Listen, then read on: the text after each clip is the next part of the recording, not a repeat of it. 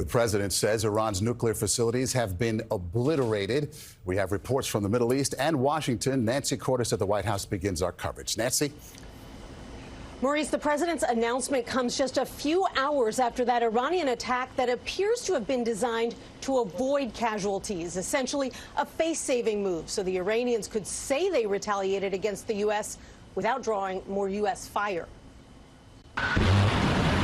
Cameras captured the moment more than a dozen Iranian missiles were shot down before they could reach U.S. troops. They launched a very limited number of weapons, a number that we could almost certainly intercept. Retired General Frank McKenzie led U.S. Central Command during Trump's first term.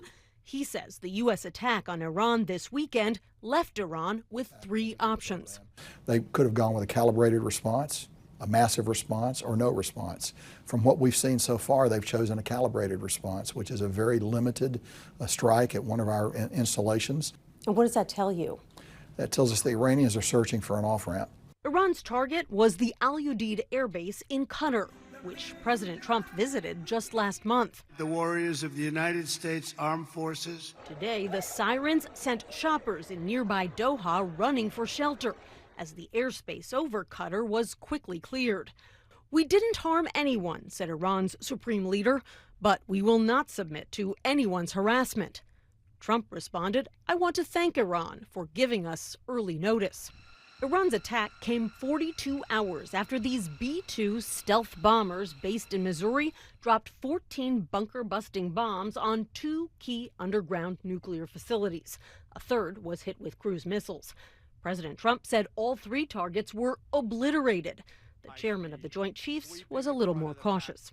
Initial battle damage assessments indicate that all three sites sustained extremely severe damage and destruction. How concerned are you that this could spiral out of control? I think you're always concerned about that, but I think actually the scope and scale of the Iranian attack today means they're also concerned about it, and they don't want it to spiral out of control. So, Nancy, in this fast-moving picture, where is the president going next?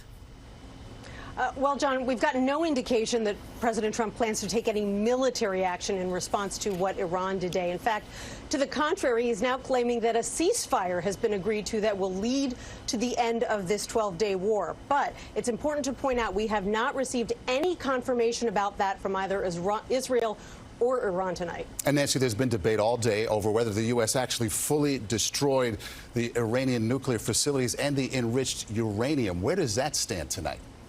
Well, the Iranians claim they were able to move all of their enriched uranium to a safe place before the U.S. bombing this weekend. But White House officials told us today there is no intelligence to support that. And General McKenzie pointed out to me that it is very difficult to move radiated material around without being detected. Okay, Nancy Cordes at the White House. Thanks so much.